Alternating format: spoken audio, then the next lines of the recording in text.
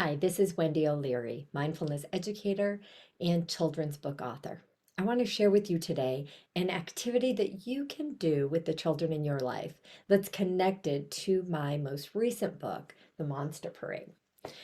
So just to say before we get started that the Monster Parade really lends itself to lots of fun, playful activities, and it's important to remember the intention, which is to support children in better understanding and relating to their big emotions. So let's get started.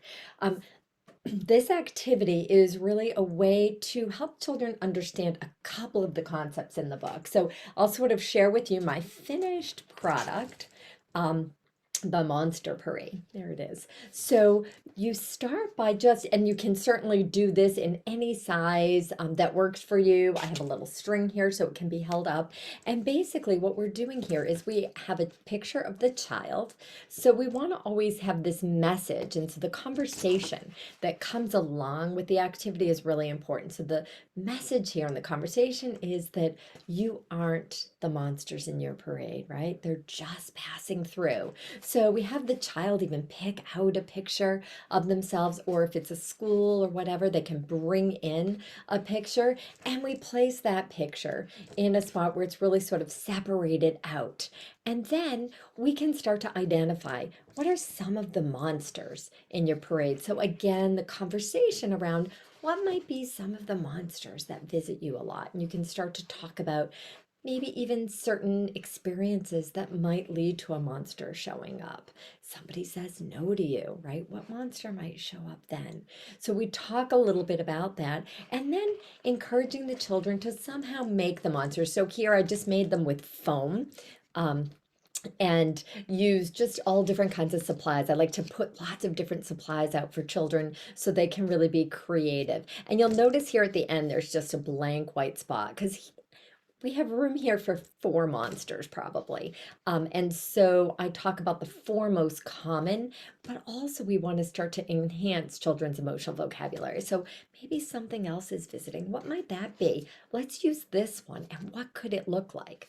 Right? So you can even have this hung up somewhere for the child or on a board. And then as you do it, so here you can see we have this was our happy monster. This is our worried or scared monster, our angry monster, and our sad monster. And the monsters they're there and we all have them. Everybody has them.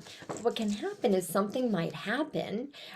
Say you're trying something new. Maybe you're trying something new and suddenly the worried monster is now in your parade, right? So up here is what's in the parade. And this gives children like manipulatives when they're working with their emotions so they can sort of be able to identify this is the monster and this is when it's in my parade. And it's just passing by, right? It isn't me. Here's the child. The monster's just passing by in the parade. And the other thing we can then begin to talk about are what are the things that might help us so that maybe we don't join the worried monster in the parade. What might it look like if we do join it? Maybe we curl up in a ball. Maybe we say we won't do something or try something. Maybe we feel sick in our bellies. So we might say, what are the things if we join the monster? And what are some things that might help us so that we don't have to join this monster in the parade?